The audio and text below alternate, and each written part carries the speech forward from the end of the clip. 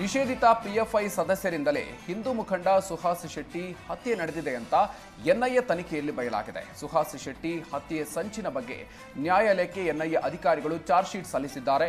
ಬಂಧಿತ 11 ಆರೋಪಿಗಳ ವಿರುದ್ಧ ಎನ್ಐಎ ಚಾರ್ಜ್ ಶೀಟ್ ಸಲ್ಲಿಸಿದ್ದು, ಎನ್ಐಎ ತನಿಖೆಯಿಂದ ಹತ್ಯೆಯ ಹಿಂದೆ ದೊಡ್ಡ ಮಟ್ಟದ ಸಂಚಿರೋದು ಬಹಿರಂಗ ಆಗಿದೆ. 2025ರ ಮೇ 1ರಂದು ಬಜಪೆ ಬಳಿ ಸುಹಾಸ್ ಶೆಟ್ಟಿ ಹತ್ಯೆ ನಡೆದಿತ್ತು. ಸುಹಾಸ್ ಶೆಟ್ಟಿಯ ಚಟುವಟಿಕೆಗಳ ಮೇಲೆ ಹಲವಾರು ತಿಂಗಳಿನಿಂದ ಆರೋಪಿಗಳು ಕಣ್ಣಿಟ್ಟಿದ್ರು. ಹತ್ಯೆ ಸಂಚಿನ ರೂವಾರಿ ಅಬ್ದುಲ್ ಸಫಾನ್ ನಿಷೇಧಿತ ಸಂಘಟನೆಯ ಮಾಜಿ ಸದಸ್ಯರಾಗಿದ್ದ.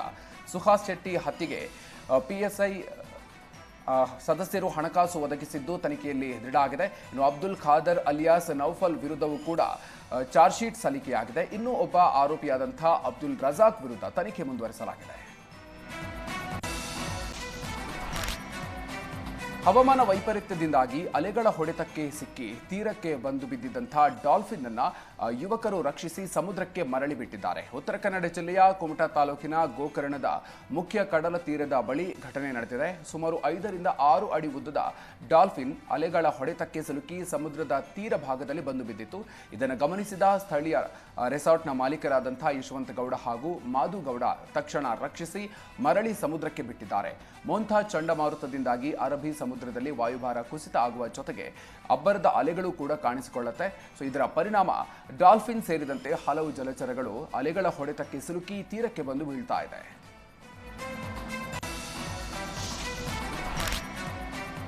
ಆಕಸ್ಮಿಕವಾಗಿ ಮನೆಗೆ ಬೆಂಕಿ ತಗುಲಿ ಮಹಿಳೆಗೆ ಸಣ್ಣಪುಟ್ಟ ಗಾಯಗಳಾದ ಘಟನೆ ಕೋಲಾರ ಜಿಲ್ಲೆಯ ಶ್ರೀನಿವಾಸಪುರ ತಾಲೂಕಿನ ಲಕ್ಷ್ಮೀಪುರ ಗ್ರಾಮದಲ್ಲಿ ನಡೆದಿದೆ. ಗ್ರಾಮದ ಜಗದೀಶ್ ಅನ್ನುವರ ಮನೆಯಲ್ಲಿ ಬಾಡಿಗೆದಾರರಾಗಿ 34 ವರ್ಷದ ರಿಹಾನಾ ಗಾಯಗೊಂಡ ಮಹಿಳೆಯಾಗಿದ್ದಾರೆ. ಇನ್ನು ಅಗ್ನಿ ಅವಘಡದಿಂದ ಮನೆಯಲ್ಲಿರುವಂತಹ ಅಡುಗೆ ಸಿಲಿಂಡರ್ ತೆರವುಗೊಳಿಸೋದಕ್ಕೆ ಅಗ್ನಿಶಾಮಕ ಸಿಬ್ಬಂದಿ ಹರಸಾಹಸ ಪಟ್ಟಿದ್ದಾರೆ.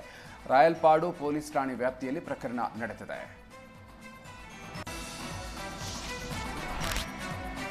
ಹುಬ್ಬಳ್ಳಿಯ ಧಾರಾವತಿ ಆಂಜನೇಯ ಮಂದಿರದಲ್ಲಿದ್ದ ಮೂಕಪ್ಪಜ್ಜ ಎತ್ತು ನಿಧನ ಹೊಂದಿದೆ. ಸಾವಿರಾರು ಭಕ್ತರ ಆರಾಧ್ಯ ದೈವ ಆಗಿದ್ದ ಮೂಕಪ್ಪಜ್ಜ ನಿಧನದಿಂದ ಭಕ್ತರು ಶೋಕ ಸಾಗರದಲ್ಲಿ ಮುಳುಗಿದ್ದಾರೆ. ಕಣ್ಣೀರು ಹಾಕ್ತಲೇ ಹಿಂದೂ ಧರ್ಮದ ಧಾರ್ಮಿಕ ವಿಧಿವಿಧಾನದಂತೆ ಧಾರಾವತಿ ದೇವಸ್ಥಾನದ ಆವರಣದಲ್ಲಿ ನಂದಿಯ ಅಂತ್ಯಕ್ರಿಯೆಯನ್ನ ನಡೆಸಿದ್ದಾರೆ. ಮೂಕಪ್ಪಜ್ಜನನ್ನ ಕರುವಾಗಿದ್ದಾಗ ಭಕ್ತರೊಬ್ಬರು ದೇವಸ್ಥಾನದಲ್ಲಿ ಬಿಟ್ಟು ಹೋಗಿದ್ರು.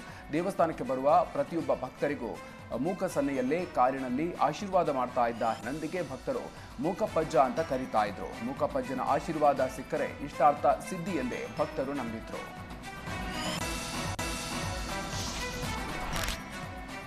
ಚಿಕ್ಕಮಗಳೂರಿನಲ್ಲಿ ಬ್ರೈನ್ ಟ್ಯೂಮರ್ಗೆ ಯುವತಿ ಬಲಿಯಾಗಿದ್ದಾಳೆ. 25 ವರ್ಷದ ರಮ್ಯಾ ಮೃತಪಟ್ಟಿರುವಂತಹ ದುರ್ದೈವಿ. ಗಾಳಿಗಂಡಿ ನಿವಾಸಿಯಾಗಿದ್ದಂತಹ ರಮ್ಯಾ ಬೆಂಗಳೂರಿನ ಖಾಸಗಿ ಕಂಪನಿಯಲ್ಲಿ ಕೆಲಸ ಮಾಡ್ತಾ ಇದ್ರು. ರಮ್ಯಾ ತಂದೆ ಗಣೇಶ್ ಪೊಲೀಸ್ ವರಿಷ್ಠಾಧಿಕಾರಿ ಕಚೇರಿಯಲ್ಲಿ ಅಟೆಂಡರ್ ಆಗಿ ಕೆಲಸವನ್ನ ಮಾಡ್ತಾ ಇದ್ದಾರೆ.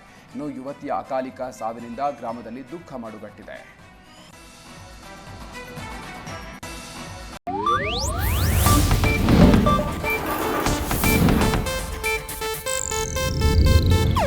ಇದು ಏಷ್ಯಾನೆಟ್ ನ್ಯೂಸ್ ನೆಟ್ವರ್ಕ್ ಪ್ರಸ್ತುತಿ.